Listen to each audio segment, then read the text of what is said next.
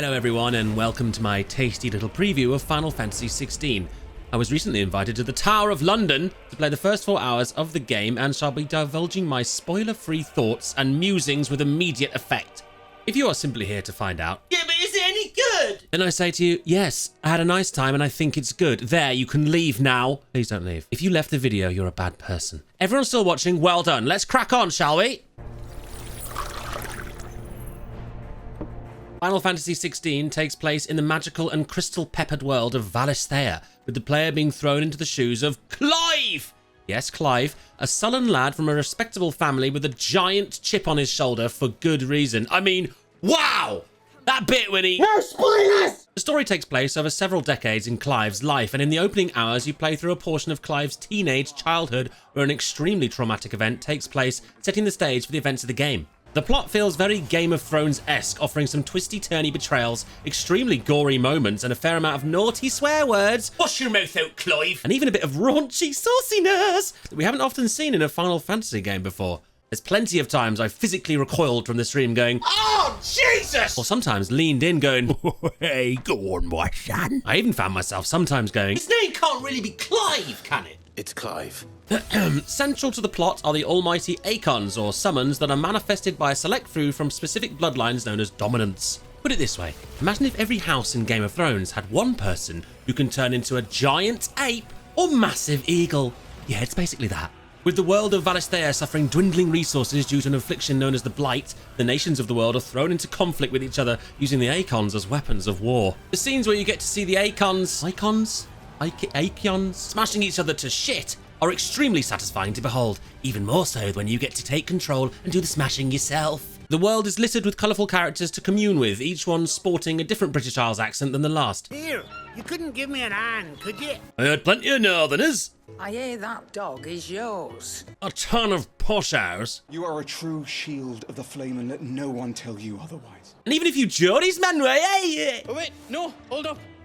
You'll be needing this. But, yet again, my Midlands brethren have been shunned as I was unable to locate a single Brummie. I hope to be successful in finding some in the full release. Bab.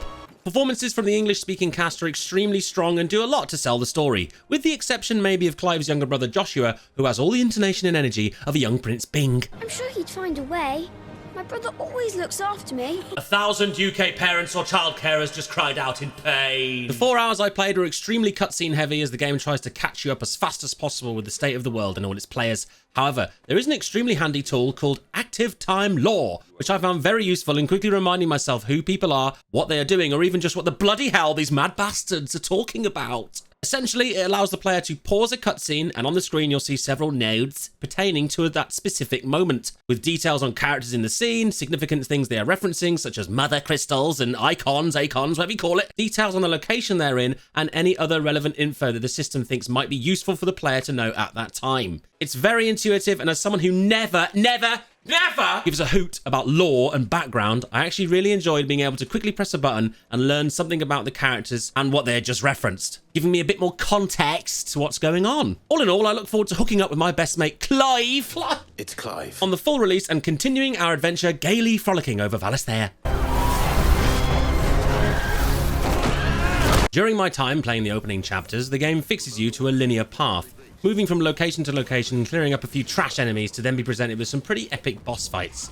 There isn't a huge amount of room for exploration until the latter parts of the game, once you have met with the resident Cid of this iteration of Final Fantasy, who shows you to his wondrous cave of mysteries. That's not the official name. But upon entering Cid's cave, you'll find a whole host of side quests and content to embark upon, aside from the main story, also giving you access to your doggo, Torgal. That there is a fine hound. Nothing bad ever happens to dogs in Game of Thrones style stories, right?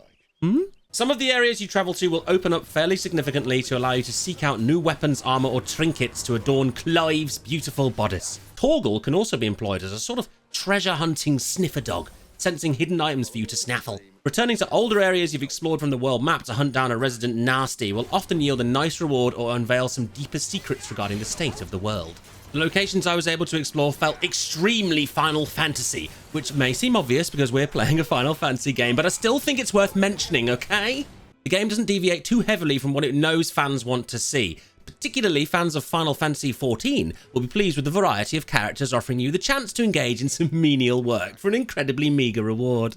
Clive makes a fantastic waiter, errand boy, and a first-rate carpenter's assistant. You can expect to see chocobos aplenty and some familiar enemy types presented as huge screen-eclipsing bosses with learnable attack patterns and movesets to contend with. Talking of which, let's dive into the part of the game which sets it quite far and away from the other entries in the franchise, the combat. Firstly, I think anyone wanting a more traditional Final Fantasy turn-based battle system or even a hybrid combat system like in the recent FF7 remake is going to find themselves suddenly chucked in the deep end of combo creating, parry punishing, deftly dodging action RPG madness. But fear not! The game has solutions to remove the over and leave the whelmed firmly in place via the use of some training equipment trinkets you can equip from the start to automate actions such as dodging or issuing commands to your dog. Attack! The combat is about being as fluid as possible in stringing together attacks, dodges, parries, and special moves you learn from icons on your journey, becoming a hybrid between an action RPG and a beat-em-up. Devil may souls, if you will. This only really becomes apparent when fighting the numerous boss-type creatures the game regularly throws at you. The trash mobs between these fights are often little more than a distraction and exercise in button bashing until you meet a big nasty. Said nasties will have a set of learnable attack patterns and moves for you to contend with, often with the second or even third stage of moves being added as you weaken them. There isn't a huge amount of healing that can be done either, as you won't have access to any cure spells, so to speak, so you just have to rely on your good old lotions and potions, which do have a cap to them. In fact, Clive doesn't really have any spells at all, but rather melee or ranged moves imbued with the power of various icons you encounter, allowing you to unlock and customize a moveset of abilities which you feel combo together nicely. Be that juggling enemies in the air with some Garuda wind elemental attacks, or keeping your distance with some ranged Phoenix fire elemental nukes. Abilities can be leveled up, new ones can be learned, and various equipment you find will buff specific elements or moves if you wanted to focus on one playstyle in particular. You want to be a lightning Clive? Man of thunder? That's cool, man! But heaven forbid you should encounter, I don't know, a giant lightning frog who eats electric for breakfast. You'll really be in the shit then. It's worth noting that outside of being able to tell your doggy to bite someone, it doesn't seem like you'll have any opportunity to outfit other characters who join you with abilities or equipment, so no party system to speak of, which of course has been a huge part of Final Fantasy lineage. This time, it's all Clive, all the time. Clive! It's Clive. The other combat part of the game will be the iconic battles you take part in, taking control of a giant hulking monster to fight other giant hulking monsters. In the section I played, there was one such encounter, which was incredibly cinematic and a spectacle to behold, but offered little gameplay outside of the odd QuickTime mechanic and spamming an attack move. I hope that the future icon battles offer a bit more out of what is essentially a mildly interactive cutscene, but hey, they look spectacular, so that's nice. I personally found the combat really fun and a quantum leap above the incredibly lackluster combat of the previous numbered entry 15. I'm sorry Noctis mate, but I'm a Clive stan all the way now. Clive. One thing I will say is due to the wild amount of particle effects being spammed out of every orifice from Clive and his enemies, it can be very easy to lose track of enemies and where you are on the screen and therefore time your dodges properly. Learning when to attack and not just spam every ability you have at a constant rate will become key in keeping the combat readable and enjoyable. As mentioned before, using trinkets to automate some actions can alleviate this and allow you to just focus on being an absolutely mad spinning dog, thrusting in every direction with fire, lightning, wind, and God knows what else.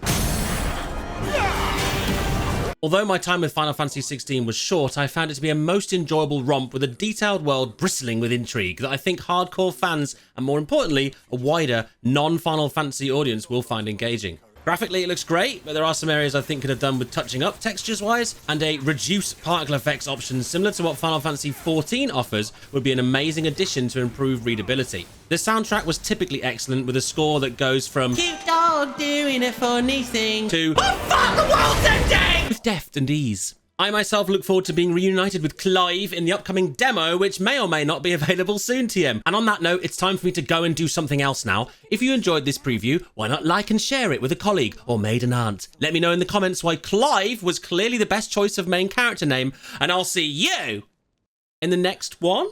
It's Clive.